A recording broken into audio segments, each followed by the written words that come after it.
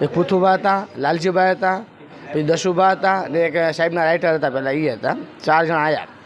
School પર ચેકિંગમાં ગયા. પછી મને કહે તું કેમ બેઠો છો? મેં ભાઈ બેઠો છો શાંતિથી. તો મને કે હાલ બેસી જાય કે મને કાંઠો પકડી ધુકામ કર્યું, માથામાં મને લાકડી મારી. એટલે અમે દુકાન હતી, અહીંયા શીશી પડી હતી દવાની, ફિનાઈની કોરી. તો એ એના દાળ ચડી તો મેં કોરી ફિનાઈ પી લીધી. ને કુંભાળાની અંદર દેશી દારૂ એટલે ઘણા ઉપર હાલે છે, અને દારૂને ઇંગ્લિશને હાલે છે અમારા વિસ્તારની અંદર. તો પોલીસ કાંઈ કરતું નથી.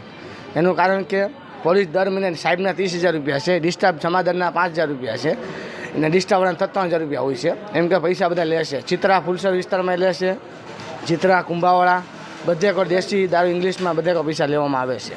ને જે પૈસા ન આપે એની ઉપર આવી રીતે કરવામાં આવે છે જબરજસ્ત. ને ખોટી રીતે હેરાન કરે છે. ને એમ કે તારા ભાઈના પાસામાં નાખી દઉં, તમને ગુસ્સી ટોકમાં નાખી દઉં, નામ ને તેમ ને એમ અમને દબાવે છે. અમે એને કાંઈ કહી શકતા નથી. એટલે દાળ ચડે એટલે મેં દવા પીધી. ને પોલીસવાળાની હિસાબે જ મેં દવા પીધી, બીજા કોઈ હિસાબે દવા પીધી નથી.